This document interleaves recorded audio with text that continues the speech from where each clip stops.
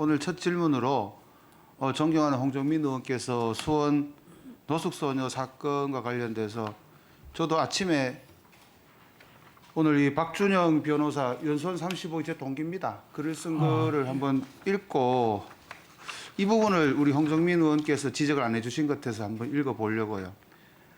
저 후보자의 언어는 쏘아붙이는 현란한 언어가 아닌 절제된 언어였다. 침묵과 여백을 사용하며 기다려주는 소통의 언어였다. 인사청문회가 우리의 정치 언어를 돌아보는 계기가 되길 바란다.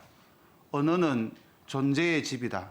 이게 박준영 변호사가 베베 까서 정치인들의 언어가 할 수는 없다. 대법원장님 인사청문회 할 때 제대로 묻고 또 예의를 지켜라. 뭐 이런 품격 있는 언어를 사용하라는 내용으로 들려서 마지막에 뜨끔했습니다. 그런데 저는 어제 오늘 청문회가 그 어떤 청문회보다 정책에 집중하고 그다음에 상호 또 여야 간의 신뢰 또 예의를 지켜가면서 진행됐다고 저는 자평합니다. 끝까지 그렇게 됐으면 좋겠습니다. 그리고 뭐 후보자님을 칭찬하는 분들이 이렇게 많습니까? 응원하시는 분들이. 희한한 일입니다. 저 PT 하나 올려주시죠. 후보자님께서 대구 경북 특히 대구 지방법원에 근무하셨다 그지요? 예, 그렇습니다. 그 다음에 안동 지원에도 계셨고요. 예.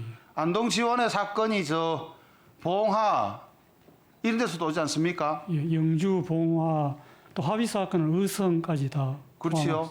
예. 울진은 물론 영덕으로 가지만 울진분이나 봉화 사람들 재판 받으려면 아침에 차 끌고 와가지고 안동 지원 재판 받고 또 들어가야 되는 거 아닙니까? 그죠? 예, 그렇습니다. 뭐 그날 판사님이 결석하게 되면 또 돌아가야 되죠. 예. 공치는 날이지 않습니까? 예. 그런데 대구 법원 갈락하면은 울진 봉화에서는 하루 가지고 안 될 수도 있습니다.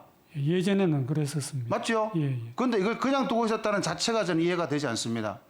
존경하는 우리 이정문 의원께서 세종에 대해서 지방법원이 필요하다. 인구가 늘어나고 사건이 많아지니까 사건 수만 해도 대구 경북이 무려 전국에서 2등을 차지합니다. 맞습니까? 예, 예. 땅 크기는 대한민국의 5분의 1입니다. 예, 저도 표를 해놨는데요.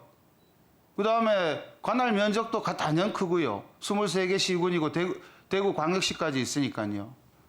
그런데 이러한 문제를 놓고 재판받을 권리, 이른바 약자를 위한 보호, 그러니까 소수자 약자를 위한 보호와 관련돼서 법원이 많은 지원을 하지 않습니까? 그런데 지역 간의 격차를 위한 법원의 노력이 그동안 굉장히 부족했다고 저는 봅니다. 저도 아침 지하철 타고 왔는데요. 남부법원, 서부법원, 동부법원, 서초동 다 지하철로 다닐 수 있지 않습니까? 그죠? 예. 근데 아까 말씀하셨다시피 경북에 있다는 이유만으로 하루 만에 재판을 못 받는 경우도 있다. 이게 말이 됩니까? 출석하는데 여비는 줘요? 저는 이 부분을 심각하게 고민해야 된다고 봅니다.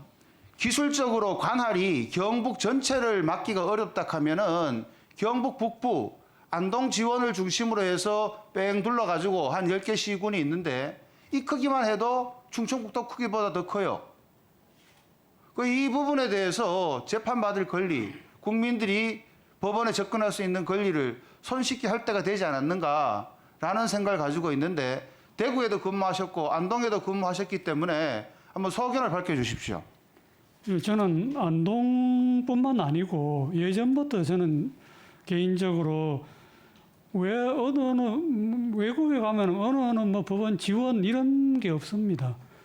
우리는 왜 뭐는 법원 지원하는지 그냥 안동지방법원 해서 법원을 만들고 다만 항소부를 만들 수 있는 데는 그렇게 지방법원을 하고 항소부 규모가 안 되는 데는 예를 들면 뭐 나주시법원 하고 이렇게 해서 주민들의 그 편익 제가 그 안동에 근무할 때도 예를 들면 봉화, 영주 이런 분들은 안동에서 재판을 져도 항소를 못했습니다. 그렇습니다. 왜냐하면 대구 가려면 그때만 해도 하루 종일 걸리는 데다가 비용과 여러 가지 때문에 그래서 그런 점에서도 이 국회에서나 정부에서 도와준다면은 저희 법원은 언제든지 그렇게 주민 편익을 위한 법원을 설치하고 확대할 생각을 가지고 있습니다. 아, 좋은 말씀 감사합니다.